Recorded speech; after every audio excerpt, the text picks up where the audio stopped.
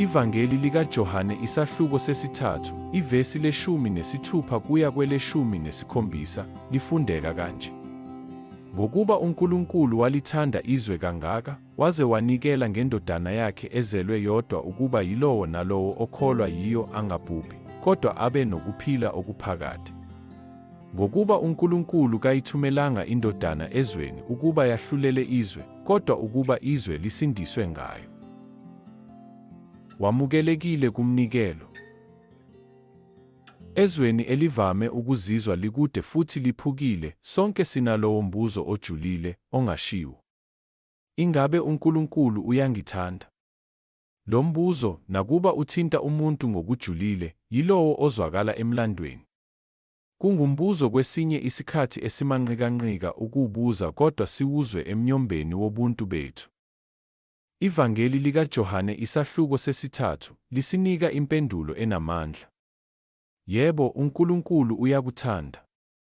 Hayi ngendlela engacacile noma ekude, kodwa ngendlela efinyelela ekujuleni kwezimpilo zethu. Uthando lukaNkulunkulu aluncikile ekutheni sihle kangakanani noma zingaki izenzo ezinhle esizenzile. Uthando lwakhe olugxilile, oluzidelayo futhi olunikezwa ngesihle. KuJohane isahluko sesithathu, ivesi le-16, sibona ukubonakaliswa okukhulu kothando. Uthando lukaNkulunkulu luyasebenza. Wanikela ngendodana yakhe yodwa, uJesu, ukuba ibe yindlela yokusindiswa kwethu. uJesu akezanga ukuzolahla izwe, kodwa ukuzowusindisa. Lolu thando alunayo imibandela. Akudingekile ukuthi siyithole noma sizibonakalise siyifanele.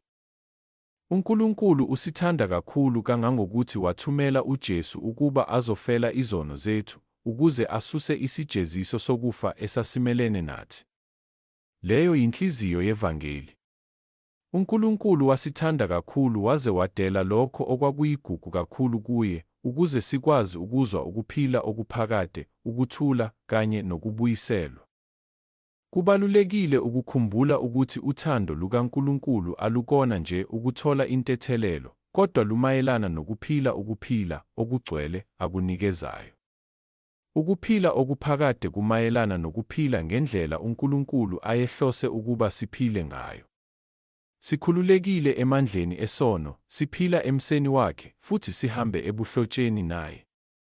Ngakho namuhla, ake sicabange ngaleli qiniso. Uthando lukaNkulunkulu aluwona nje umuzwa. Luyisimemo sokuphila. Uma sikholwa kuJesu futhi samukela umhlatshelo wakhe, sithola lokho kuphila okuchichimayo, manje naphakade. Asikhuleke. Baba wasezulwini, siyabonga ngokusithanda ngothando olungenakulinganiswa.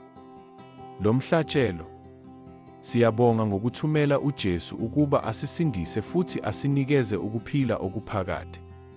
Sisize ukuba samukele uthando lwakho ngokujulile, siphile ngokugcwele, futhi sabelane ngalo nabanye. Siyakholwa kuwe, Nkosi, futhi sinikela izinhliziyo zethu kuwe. Egameni likaJesu, amen.